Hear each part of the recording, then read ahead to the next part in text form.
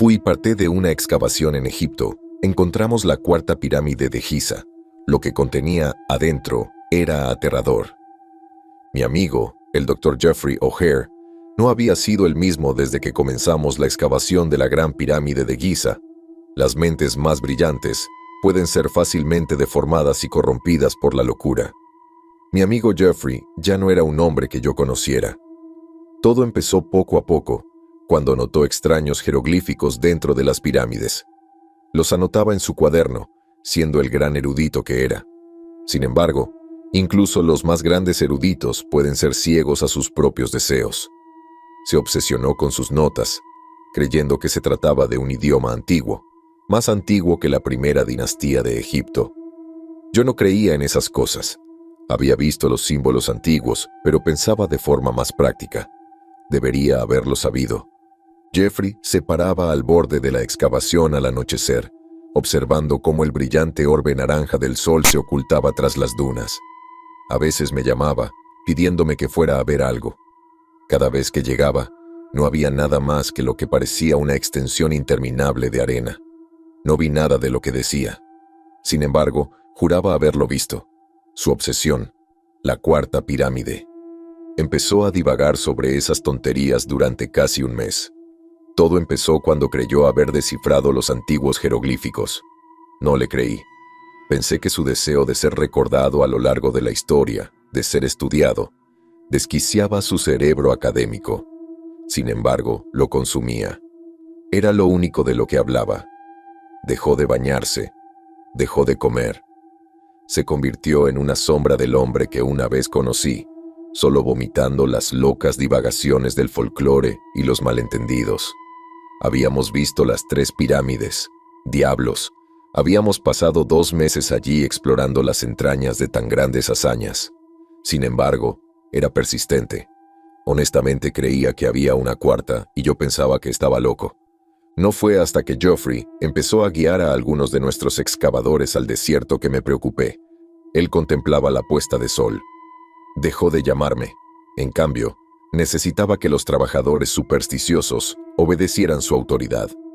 En el transcurso de unas cuantas noches, llevó a 3 trabajadores al desierto, tropezando por las dunas iluminadas por las estrellas hasta las profundidades del vacío de arena blanca.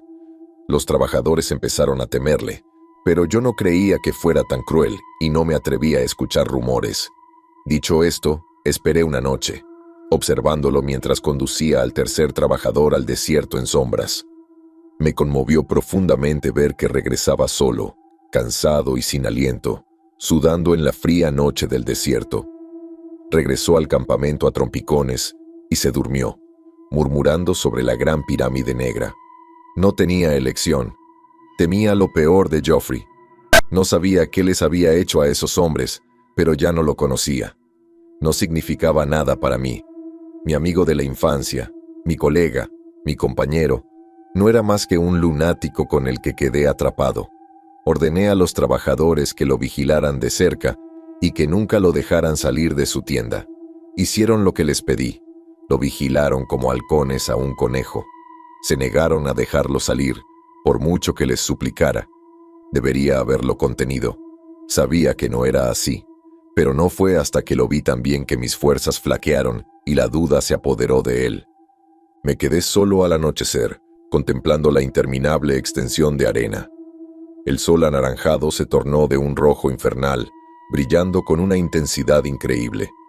Parecía más grande de lo normal, y las crecientes olas de calor de la arena se extendían hacia él, haciéndolo doblarse y contorsionarse como si la noche que se avecinaba lo asfixiara. Fue entonces cuando lo vi. Al principio, pensé que era un espejismo o una visión de agotamiento. No, podía decir que era una realidad. Justo más allá de las antiguas dunas se alzaba una enorme estructura, hecha de granito negro y obsidiana. La neblina roja del sol danzaba sobre sus 4 lados. Su punta brillaba como un diamante transparente. Contemplé una vista imponente. Contemplé la cuarta pirámide de Giza. Fue en un momento de repentina comprensión que actué sin pensar. En cuanto el sol se disolvió tras las dunas, la estructura desapareció por completo de mi vista. Corrí a través del campamento. No necesitaba más confirmación, algo en lo que un erudito jamás debería creer. Sentí alivio, pues O'Hare no podía estar loco. Sabía que algo existía ahí fuera, en las arenas perdidas del tiempo. Lo sabía, pero yo estaba demasiado ciego para verlo. Ordené a los guardias que lo liberaran de su tienda. Así lo hicieron. Cuando Jeffrey salió de su prisión improvisada, observó los muchos rostros inexpresivos que lo observaban. Empezó a gritar y a patear tierra. Gritó: ¿Quién lo vio? ¿A cuál de ustedes debo llevar? Me quedé frente a él, sin aliento y cansado. El sudor me corría por todo el cuerpo, pero estaba tan emocionado que le sonreí a mi viejo amigo y le dije: Sí, Geoffrey, fui yo quien vio el 4 de julio. Los ojos de O'Hare se abrieron de par en par. Se le llenaron de lágrimas por un instante, y creí que se sentía seguro en mi visión de claridad. Se puso de pie, tambaleándose. Me puso la mano en el hombro. Al principio, su rostro se entristeció, pero una sonrisa se dibujó lentamente en sus mejillas. Rió para sí mismo un instante. Creí, tontamente, que era de alivio, no de fría malicia. Geoffrey me condujo solo al desierto. Se adelantó, y eso me gustó. Creía en sus afirmaciones, pero aún así me parecía molesto. No sabía qué les había hecho a los otros hombres a quienes condujo a un lugar tan peligroso. Temía que los matara, que los abandonara, pero una parte ingenua de mí creía que los había llevado a la pirámide para empezar a excavar. ¡Qué idea tan estúpida!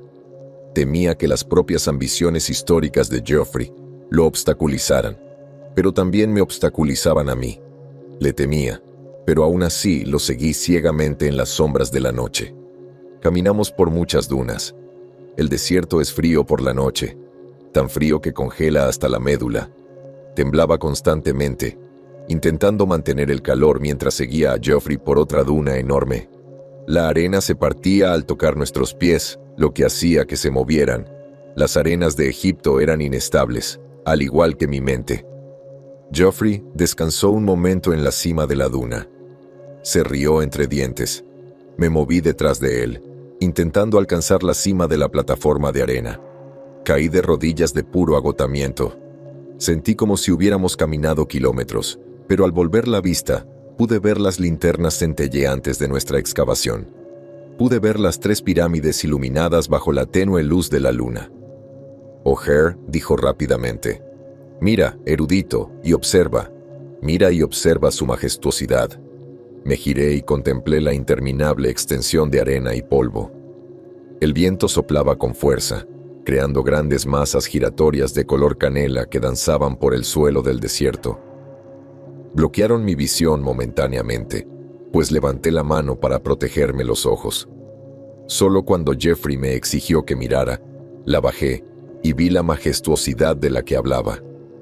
Ante nosotros se alzaba la gran pirámide negra que había visto al atardecer. Se alzaba sobre nosotros, enorme y descomunal, con tal poder. No parecía estar hecha de piedras individuales, pues si lo estuviera, tendrían que estar combinadas con meticulosa precisión. Solo con la vista, supuse que estaba hecha de obsidiana. La luna brillaba sobre sus altos lados. Pude ver líneas de granito negro que se extendían desde su base hasta la cima de la pirámide. Encima, se alzaba un enorme diamante blanco, brillando con el color de la luz de las estrellas.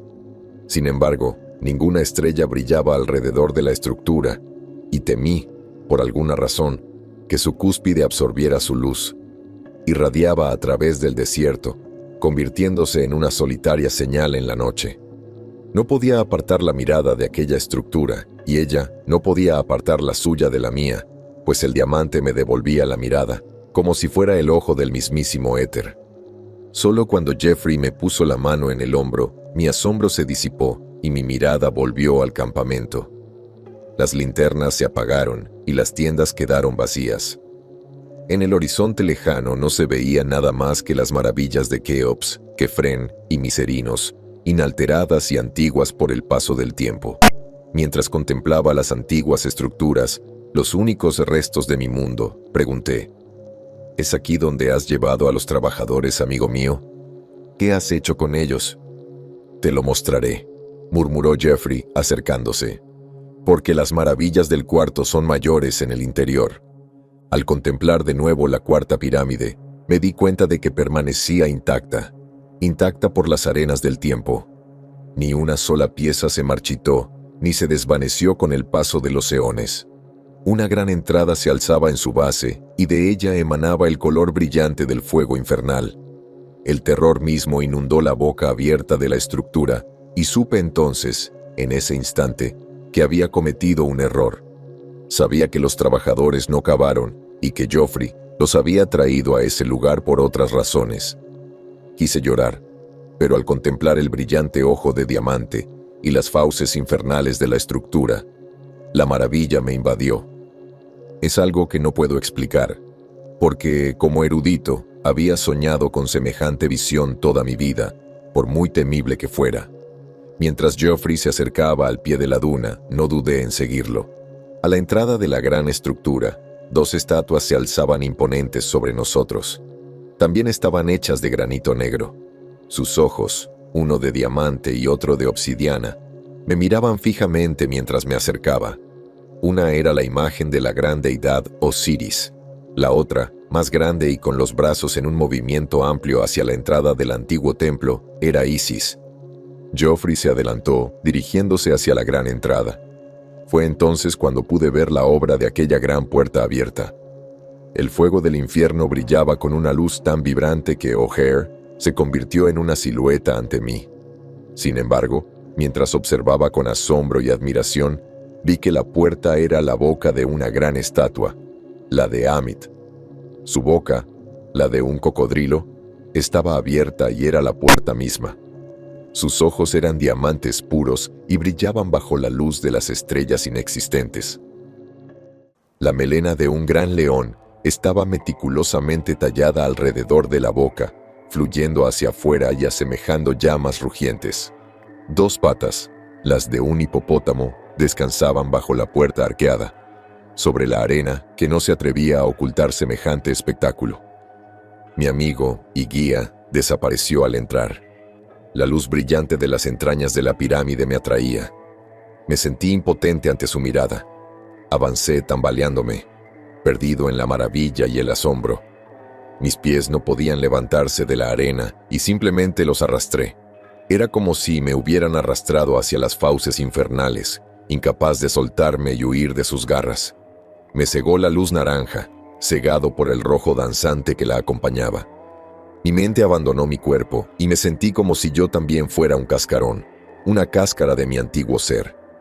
Entonces, al cruzar la puerta, la luz se desvaneció en un instante y me quedé solo en la oscuridad. Tanteé a mi alrededor, intentando orientarme en un lugar tan oscuro y horrible. Recuperé la razón. La maravilla del cuarto y el asombro de la puerta se habían desvanecido de mi mente rápidamente. Al mirar atrás, solo me doy cuenta de que fueron las sombras del estrecho pasillo en el que me encontraba las que me devolvieron la razón. Solo la oscuridad me devolvió el sentido común. Grité por Joffrey varias veces. No estaba conmigo. Estaba realmente solo en una estructura antigua, invisible a los ojos de un simple mortal. Mis manos rozaron los lados del pasillo. Podía sentir antiguos grabados, jeroglíficos. Intenté leerlos en la oscuridad, pero no eran de Egipto. Eran símbolos, vestigios de druidas desaparecidos hace mucho tiempo, e incluso símbolos similares a los cretenses. Grité por Joffrey una vez más. Mi voz resonó por el pasillo, arrastrada por las sombras. Al desvanecerse del pasillo, una tenue luz brilló hacia el final del túnel, algo que temía que nunca terminara. Corrí tan rápido como pude, sin importarme lo que pudiera acechar entre las sombras. La carga tomó el control y necesitaba salir. El único camino era hacia la tenue luz. Solo al llegar allí me di cuenta de que debería haberme quedado en la oscuridad. Nunca debería haber entrado en un lugar tan terrible. Nunca debía haber seguido a mi viejo amigo al desierto. Pero ya era demasiado tarde para todo eso, porque al salir del salón me encontraba en el corazón del antiguo templo. El cuarto era hueco. Una gran sala era todo lo que se encontraba dentro de la estructura. Se extendía hacia arriba, hacia el ojo de diamante de la pirámide. Sin embargo, no podía verlo, solo lo supuse, pues las sombras negras se cernían sobre mí, cegando cualquier visión a pocos metros de altura.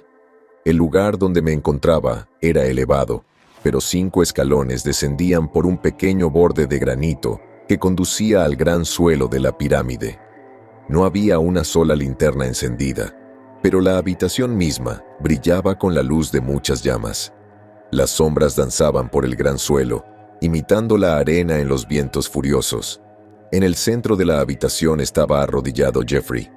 Hizo una reverencia ante una gran estatua. Se alzaba imponente sobre sus cabezas y parecía ser la de un antiguo faraón. No podía distinguir su semejanza, pues no había visto un rostro así en mi vida. Era delgado, demacrado como una calavera sobre un cuerpo bien alimentado. Esperaba ver ojos de diamante y obsidiana, pero no los había. El rostro era inexpresivo, sin ojos, y solo extraños jeroglíficos se asentaban sobre donde deberían haber estado las cuencas. Frente a la estatua había una mesa cubierta de pergamino antiguo, marcada con una lengua muerta. Detrás, un gran arco se alzaba sin nada más allá. Jeffrey hablaba en lenguas. Su cuerpo subía y bajaba como una ola en el Mediterráneo. Sus cánticos continuaban, y le temí de verdad. Temía que el templo de lo que sea que acechaba tras el arco corrompiera su mente, convirtiéndolo en nada más que un fanático. Bajé al suelo, mientras solo los rítmicos cánticos de Jeffrey llenaban el aire. Fue entonces, mientras avanzaba por el gran suelo hacia mi amigo perdido, que una voz resonó desde arriba. Sonaba tan antigua como la propia estructura, tan marchita como la esfinge. Hablaba en un idioma que nunca había oído, pero aún así, lo entendí. ¿Quién viene a verme? El cántico de O'Hare cesó en seco. Mi amigo se encorvó, inclinándose ante la estatua y el gran arco. Él también hablaba ese idioma extraño, y lo entendí. No sé cómo, pero lo entendí. Dijo: «Otro que he traído, 4, claro». «Gran siervo», llamó la voz desde arriba. «¿Te atreves a pensar que 4 son suficientes?» «Muéstrate ante mí», dijo Jeffrey con la cara pegada al suelo de granito. «Muéstrate para que él también pueda ver tu majestad». ¿Lo duda? ¿Duda del primero de los faraones? ¿Duda del primero de los invocadores? «Porque debe verlo», respondió Jeffrey. «Así sea». Una gran cacofonía de ruido me inundó. No era más que sonido, pero con él llegó un peso que me hizo caer de rodillas. La oscuridad de arriba se partió, se dividió, se abrió con un terror tan arremolinado que temí que mi corazón se detuviera de puro miedo. El gran diamante brillante en la cima de la pirámide irradiaba con la luz de la luna con tanta intensidad que sentí que me cegaría. Intenté apartar la mirada de la oscuridad, pero no pude.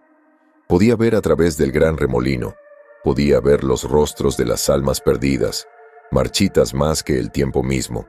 Podía ver los campos de Elysian, vacíos y desolados. Podía ver. El ruido cesó y caí al suelo, sin fuerzas para luchar ni huir. Permanecí inmóvil un instante, intentando recuperar fuerzas. Oía que el cántico continuaba y atrajo mi atención. Miré el cálido suelo de granito y vi que la gran estatua había desaparecido. El arco ya no estaba vacío, pues irradiaba una gran oscuridad. Frente a él, donde antes estaba la estatua, se alzaba una figura con las manos extendidas. Un olor emanaba de ella, con pavor unido al hedor necrótico. Era la figura de un hombre, delgado hasta los huesos. Su piel, oscura y marchita, se arrugaba y se descamaba alrededor de los huesos y las articulaciones del cadáver en movimiento. Tenía las manos carcomidas, y en una de ellas sostenía un gran libro negro. Su rostro era la muerte misma. La poca piel que quedaba se aferraba a los huesos y a las mejillas abiertas. Los dientes de la figura brillaban bajo la luz del gran diamante. Sus labios estaban fruncidos, carcomidos y corrompidos por el habla.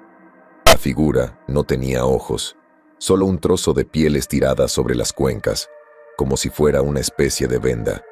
Allí, donde deberían estar los ojos, los símbolos que había visto en la estatua brillaban con un aura púrpura evocadora. Sobre la cabeza de la figura reposaba un gran y elegante tocado de lavanda y sombra. El ribete dorado de la corona estaba deslustrado, adquiriendo el color de ramos marchitos y moribundos. La voz del faraón muerto se quebró y siseó, forzada a hablar. Era áspera, muerta, la de los llamados desde las sombras de arriba. ¿A quién te atreves a traer a mi gran templo, sirviente? ¿Quién ha visto tu templo bajo el rojo sangre del atardecer?, exclamó Jeffrey, con la cabeza pegada al suelo. Levantó la vista lentamente, temeroso de lo que pudiera ver. Al ver al gran faraón muerto, Jeffrey gritó de horror, pero lentamente volvió a hundir la cabeza en el granito. ¿Por qué exclamas al verme, siervo? ¿Por qué temes a tu gobernante? Jeffrey tartamudeó. El miedo lo invadió y su voz sonó como si llorara. Tan poderoso y majestuoso eres. La figura alzó los brazos, agitándolos ligeramente. Al hacerlo, las grandes sombras se mecieron como juncos. El faraón se alejó de la oscuridad que se arremolinaba en el arco, acercándose a mi viejo amigo. Hablaba esa lengua temible, esa lengua muerta, diciendo: «Un escéptico, has traído...». Me quedé inmóvil. Aquellos brillantes símbolos de ojos que poseía la figura miraban fijamente al abismo, pero yo sentía que me observaban. Podía sentir el calor del fuego infernal, la frialdad de la muerte mientras el ser me observaba a través de las visiones de la oscuridad exterior. Soy el primero de los invocadores, el más grande de los faraones, a quien, a mi imagen, construyeron tan grandes maravillas. Bajé la cabeza de nuevo, intentando no mirar la figura. Temía que la sola visión me volviera loco. Pensé en correr, pero me preocupaba no llegar lejos, pues grandes poderes operaban en el cuarto. Grandes poderes en verdad. No los entendía y no los pondría a prueba. Mírame, escéptico. Mira mi rostro, pues has visto mi gran ojo y él te ha visto a ti. Hice lo que me pidió el anciano, mirando hacia la figura. Se cernía sobre Joffrey, se cernía sobre mí, con los brazos extendidos, todavía meciendo la oscuridad. «¡Habla, vil escéptico!», exclamó el faraón. Su boca permaneció inmóvil mientras su lengua corrompida abandonaba su cuerpo. «Veo a su majestad», grité, petrificado ante la visión del grande. «Soy tan majestuoso, soy tan hermoso como lo describió mi sirviente. Soy el gran sacerdote de los otros, soy quien habla con el devorador de estrellas. Soy quien controla los reinos. Soy quien otorga la lengua mortis, soy Nefer-Kahor». Joffrey habló todavía conmocionado. «Oh, gran señor, me pediste un escéptico y te he entregado 4. ¿No cumplirás tu palabra?». El gran faraón se levantó del suelo. Las columnas de oscuridad lo elevaron, trabajando como si fueran una masa sólida. Habló rápidamente, con odio. «¿No le pides un favor al gran sacerdote?». Prometiste liberarte», balbuceó Jeffrey. Al hacerlo, grandes serpientes de sombra se retorcieron por el suelo, sobre mí y hacia mi amigo. Lo envolvieron con fuerza, obligándolo a levantarse. Gritó de dolor y miedo, pues su pregunta ofendió al sacerdote fallecido hacía tiempo. Gritó: «Perdóname por preguntar. Una promesa te hice y te liberaré. 3 escépticos me has dado, y un cuarto para reemplazar». La oscuridad arremolinada dentro del arco se consolidó, estancándose por un momento, solo para dividirse de nuevo en el centro. Una gran ciudad se extendía más allá, y allí había una multitud de muertos. Alrededor de muchas grandes torres lloraban, flotando entre un viento salvaje hacia un abismo sin fin. Las torres eran de marfil, descoloridas y amarillentas. También había estructuras de obsidiana y muchas extrañas pirámides negras en la distancia. Sobre la ciudad muerta hace mucho tiempo, acechaba un gran ojo, perteneciente a una masa descomunal de sombras y éter. Era blanco, sin pupila, pero con un iris que irradiaba un tono frío. Nos miró a través del arco, y yo miré dentro de él, perdido en la palidez. El gran sacerdote habló de nuevo. «Más allá te llevaré, gran sirviente, a la ciudad perdida y al otro que acecha arriba». Joffrey gritó y lloró, pidiéndome ayuda. No me atreví a moverme, pues el gran ojo blanco me fulminaba con la mirada, devorándome el alma, y en su mirada me perdí. Fue solo cuando el sacerdote muerto dijo: «Escéptico, ya no eres. Serás tu siervo. 3 necesito, y 4 serán liberados. Grité, pues sabía que mi amigo, una mente brillante pero un alma miserable, me había condenado como él mismo. Grité con todas mis fuerzas, grité con tanta autocompasión. Libérame, te lo suplico, gran Dios. No, eres mi siervo, pues has dudado de mi majestad. La única liberación es la de 3. No te atrevas a ponerme a prueba, porque si dudas de nuevo, di tu nombre y recuerda mi majestad. El gran faraón se dirigió hacia el arco. Las serpientes de sombra lo siguieron, Joffrey aún entre sus garras. Avanzaron hacia el arco, y la gran cacofonía rugió de nuevo sobre mí. Lloré. Sentí que mi corazón se rompía. Sentí que el mundo a mi alrededor se derrumbaba. Me sentí solo. Sin embargo, mi mirada no se apartó del gran ojo blanco que acechaba tras el arco. Solo cuando las sombras de la habitación se hicieron más altas, más anchas y más intensas, me senté realmente solo en ellas. Desperté en mi tienda, gritando y aullando. Sudaba profusamente y me puse de pie a duras penas. Fue una terrible pesadilla. Abrí mi cantimplora, me lavé la cara con agua tibia y bebí un buen trago. Sentí alivio por un momento, pero solo cuando entraron mis trabajadores, el miedo volvió a aparecer. Me preguntaron qué había hecho con Joffrey. Me preguntaron qué había visto en el desierto, pues me vieron regresar solo por las antiguas dunas al amanecer. No me atrevía a hablar de los problemas que había presenciado, pues temía lo peor. No me quedé en Egipto. Regresé a casa al día siguiente. Sin embargo, muchas noches, al contemplar el atardecer, aún puedo ver la cuarta pirámide en el horizonte. Puedo ver sus relucientes paneles negros. Me fue encomendada una tarea, pero no tengo el coraje para llevarla a cabo. No me atrevo a dudar de lo que vi, pero dudo de mí mismo para llevar a cabo tal tarea. El gran sacerdote exige 3, pero un cuarto sería mi reemplazo. Un cuarto sería mi fin. Es por puro miedo que no regreso a Giza. Es por miedo que no me atrevo a hablar de lo que vi. Loco, me llamarán, pues lo sé de primera mano. Dudé de Joffrey. Dudé de mi vista. Abandoné la racionalidad para superarme, pero lo que descubrí es peor que la realidad. Más allá del gran arco me llaman en sueños. El gran sacerdote me habla en sueños, exigiendo que termine mi tarea. No puedo, pero no me atrevo a dudar y a menudo me atrevo a pronunciar su nombre. Neferkajor.